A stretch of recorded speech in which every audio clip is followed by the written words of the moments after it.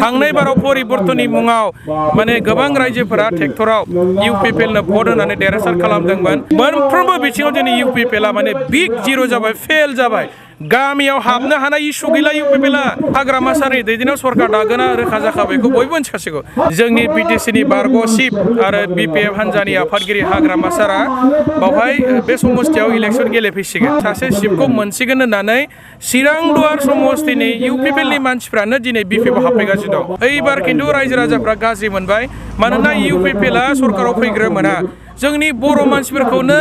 notice होनानै बिथांमोना दैलि election खालामगासिनो दङ फेरेंगा बिथाङाथ' होनगासिनो दै इलेक्सना सोलिबाय थागोन आरो इलेक्सन खालामगोन प्रमद बर'नि दैदेननायाव जों इलेक्सन खालामगोन जे 2021 सननि जानुवारि दाननिफ्राय UPPL आ पावाराव फैग्रो मोना दैलि न' सिफायबाय थादों फेरेंगायाथ' दाखालिबो होनदोंना जोङो न' सिफायगोन नटिस होगोन आरोबाव सिफायबावगोन प्रमद बर'नि दैदेननायावनो जोङो इलेक्सन खालामगोन दा बेनिखायनो UPPL होनोब्ला रायजोफोरा दिनै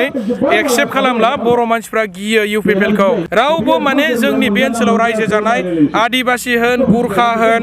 सोरबा माने राजबंशी असमिया होन बा बर' मानसिफोर रावबो दिनै ट्रेक्टराव भट होनो माने गोसो गैला हाग्रामा सारनि समावनो सान्थि रायजो जादोंमोन गोबां लाइमोन सेंग्रा सिख्लाफ्रा साख्रि मोनदोंमोन BTC आ जौगादोंमोन गामि गामि लामा दालां इनफ्रास्ट्राक्चार डेभेलपमेन्ट जादोंमोन हस्पिटाल लुदोंमोन गोबां भेन्सार स्कुलखौ सरकारि खालामनाय जादोंमोन UPPL आ गावसोर सुक्तियाव लिरना लाबोसेयावबो बिसोरो मोनसेबो डेभेलपमेन्टनि खामानिखौ दिनै मावनो हायासै दिनै 14 नम्बर चिरां दुवार समस्थियाव आस्राबारि प्राइमारियाव दिनै मोनसे जयनिं हाबाफारि लोगोसे जोंनि BPF हान्जानि मेल जादों आरो बावहाय जोंनि BTC नि बारग' चिफ आरो BPF हान्जानि आफादगिरि हाग्रामा सारा बावहाय बे समस्थियाव इलेक्सन गेलेफैसिगोन आरो बेखौ खोनानाय लोगो लोगोनो दिनै UPPL नि गोबां सापर्टारफ्रा दिनै गोसोआव रंजाखांदों आरोखि रंजानायनि खारना बेनो माने चिरां दुवार समस्थियाव चिफ मोननो हासिगोन बिथांमोना सोरबा UPPL आ देरहायोब्लाथ' MCL ल' जानानै थागौमोन साधारन MCL खिन्थु दिनै हाग्रामा सारा बावहाय गेलेनाय लगे लगेनो सासे चिफखौ बिथांमोना मोननो थांसिगोन आरो हाग्रामा सारनि दैदेननायाव सरकार दागोना रोखा जाखाबायखौ बयबो मिथिखासिगौ दा बेनिखायनो दिनै सासे चिफखौ मोनसिगोन होननानै चिरां दुवार समस्थिनि UPPL नि मानसिफ्रानो दिनै BPF आव हाबफैगासिनो दं थांनाय बाराव परिबर्तननि मुङाव माने गोबां रायजोफोरा ट्रेक्टराव UPPL नो भट होनानै देरहासार खालामदोंमोन एबार खिन्थु रायजो राजाफ्रा गाज्रि मोनबाय मानोना UPPL आ सरकाराव फैग्रो मोना जोंनि बर' मानसिफोरखौनो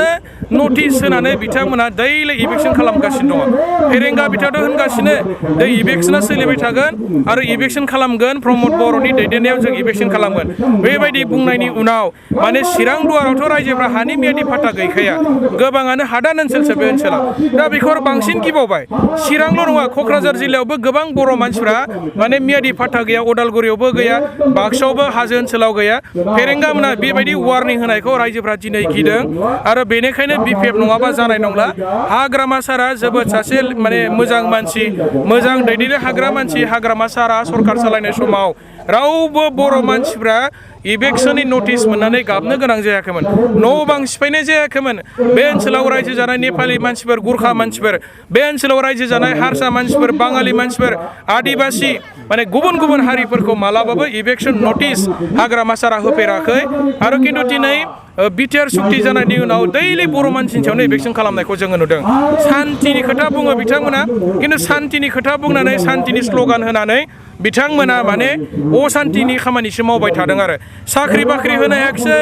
सेल्फ हेल्प ग्रुपनो 75,000 होगोननायाबो थगायबाय न'खर न'खर साख्रि होनायनि बाथ्रा सुइजारलेण्ड बानायनायनि खोथा बिथांमोना जेबो मावनो हायासै डेभेलपमेन्टनि खोथा बुंदोंमोन बे ओनसोलाव मेडिकेल कलेज गायसननायनि खोथा बुंदोंमोन माने NIT IIT CIT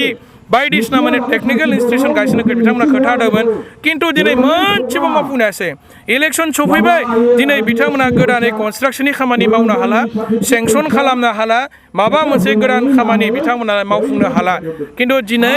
रायजो राजाफ्रा बुजिखाबाय बिसोरजों जेबो डेभेलपमेन्ट जानाय नंला बेनिखायनो डेभेलपमेन्ट जुदि नांगौब्ला हाग्रामा सारखौ नांगोन साख्रि बाख्रि जोंनि लाइमोन बेकार सेंग्रा सिख्लाफोरनो जुदि साख्रि बाख्रि होनांगौबा हाग्रामा सारनि सरकार नांगोन आरो BPF गैयाब्ला BPF थायाब्ला जोंनि बिटिसिआ माने धंस जागोन बेखौ रायजोफ्रा नुखाजोब्बाय बुजिखाजोब्बाय आरो बेनिखायनो दिनै बयबो हाग्रामा सारखौ पावाराव फैफिननायखौ लुबैदों आरो चिरां जिल्लानि बे 14 नम्बर समस्तिनि मानसिफ्रा बयबो दिनै गोसोआव रंजादों आरो हाग्रामा सारखौ माने वेलकाम खालामदों आरो आदिबासिफ्राबो बिराद मोजां मोनदों गुरखाफ्रा मोजां मोनदों बर' मानसिफ्रा मोजां मोनदों बे ओनसोलाव रायजो जानाय राजबंशी मानसिफ्रा मोजां बयबो जाति जनगोष्ठीया दिनै हाग्रामा सार फैयोब्ला मोजां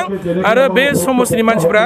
सिटखौ मोननो हासिगोन बे खोथाखौ मोनथिनानै जोबोर रंजादों आरो हाग्रामा सारानो 14 नम्बर चिरां दुवाराव बिराद बुरजा भट मोननानै देरहागोना दिनै तारिखआव माने रोखा जाबाय आरोखि मालाबाबो कलेज गोदान गायसननो हाला बिटिआर सुक्तियाव लिरनानै लाबोदोंमोन बिथांमोना खिन्थु भारत सरकाराथ' अलरेडि होनो हाला होनना बुंखाबायना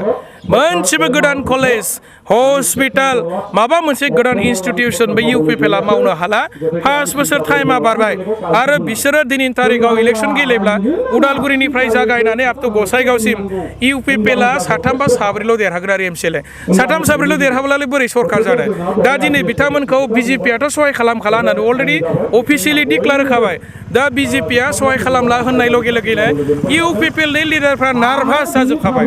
गिजोबखाबाय बिसोरो जे बिजेपिआ सहाय खालामाबा थाखा फैसा पुलिस एडमिनिस्ट्रेसन फारफ्रोमथिंनिफ्रायबो जुदि बिजेपिआ सहाय खालामाबा इउपिपिएलआ हारसिङै इलेक्शन गेलेनो हानायनि कुनु साहस गैया आरो हारसिं देरहानाया थांनाय बाराव परिबर्तननि मोनसे दोहौ दङमोन बिटिआर सुक्तिनि मोनसे दोहौ दङमोन बे दोहौ थासेयावबो बिसोर 11ताल' देरहादों मेजरिटि देरहाखायाखै बिजेपिनि अननायावसो सरकार दानो मोनदोंमोन खिन्थु एबाराव बिजेपिआ हारसिं इलेक्शन गेलेगोन होननानै माने फोसावखाबाय आरो बिपिएफआ बेखौनो जोङो मोजां मोनदों जे हारसिं इलेक्शन गेलेबा इउपिपिएल हिसाबै 3 बा 4 आरो बोरैबा जायोबा परिबेसा जुदि उल्थां फाल्थां जायोबा इउपिपिएलआ जिर'बो जानो हागौ आरो फैबाय थानाय इलेक्शनाव बिथांमोना गोजोन गोरोबथा होनदों फारसेथिं न' सिफायनो नटिस होदों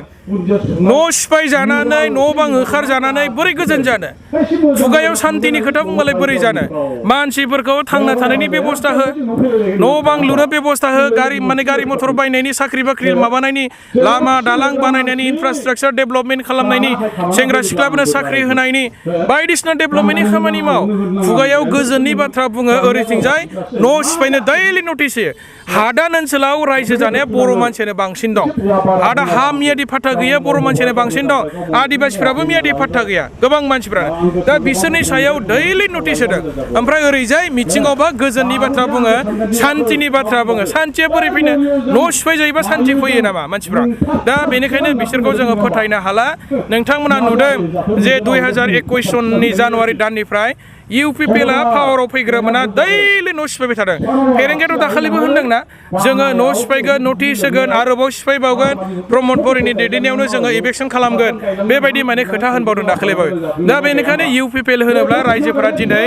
एक्सेप्ट खालामला बर' मानसिफ्रा गियो इउपिपिएलखौ आरो इउपिपिएलनि ट्रेक्टरि सावगारियाव रावबो माने जोंनि बे ओनसोलाव रायजो जानाय आदिबासि होन गुरखा होन सोरबा माने राजबंशी असमिया होन बा बर' मानसिफोर रावबो दिनै ट्रेक्टराव भट होनो माने गोसो गैला हाग्रामा सारनि समावनो सान्थि रायजो जादोंमोन गोबां लाइमोन सेंग्रा सिख्लाफ्रा साख्रि मोनदोंमोन बिटिसिआ जौगादोंमोन गामि गामि लामा दालां इनफ्रास्ट्राक्चार डेभेलपमेन्ट जादोंमोन हस्पिटाल लुदोंमोन गोबां भेन्सार स्कुलखौ सरकारि खालामनाय जादोंमोन हाग्रामा सारनि समाव खिन्थु दिनै इउपिपिएलआ गावसोर सुक्तियाव लिरना लाबोसेयावबो बिसोरो मोनसेबो डेभेलपमेन्टनि खामानिखौ दिनै मावनो हायासै मोनफ्रोमबो बिथिङाव दिनै इउपिपिएलआ माने बिग जिर' जाबाय फेल जाबाय गामियाव हाबनो हानाय इस्यु गैला इउपिपिएलआ रायजो राजाखौ मा होननानै भट बिबावनो बिसोरलाय इस्युआनो गैला दिनै प्रमद बर'नि खुगायाव थगायनांगौखौ थगायखाजोब्बायलै थगायनानै जोबफैबाय मा गोदान खोथा बुंबावनो इउपिपिएलआ दिनै दा बेनिखायनो दिनै इउपिपिएलखौ थगायग्रा मोनसे पार्टि हिसाबसो लायो आरोखि दा जोंनिफ्राय खारलांनाय नेताफोरखौनो बिसोरो दाय सफजना दैलि रायबाय थानाय जों नुदों बिराद लासै सिं खालामगासिनो दङ जोंनिफ्राय थांनाय नेताफोरखौ दाय सफजनानै 17 बोसोर बिपिएफआ जेबो मावाखैनो बिसोरखौनो खोनासंगासिनो दं 17 बोसोरावथ' बिसोरनो डिपुटि चिफमोन 17 बोसोरावथ' बिपिएफआ हाबैनाय बै नेतायानो मिनिस्टार जानानै दंमोन दैलि बिसोरखौनो रायगासिनो दाय सफजनानै दा बेनिखायनो रायजोफोरा बुजिनांगौखौ बुजिखाजोब्बाय एइबार आरो इउपिपिएलआ रायजोखौ थगायनो हानायनि जेबो इस्यु गैला बिसोरनाव जेबो पइन्टस गैला आरो इउपिपिएल सरकारा मालाबाबो देरहासार जानो हाला रायजो राजाफोरनो गोदान खामानि सेंसन होनानै साख्रि बाख्रि होनानै टाइमाबो बारबाय 1 मास 1.5 मासनि गेजेरावनो इलेक्सन नटिस फैखासिगोन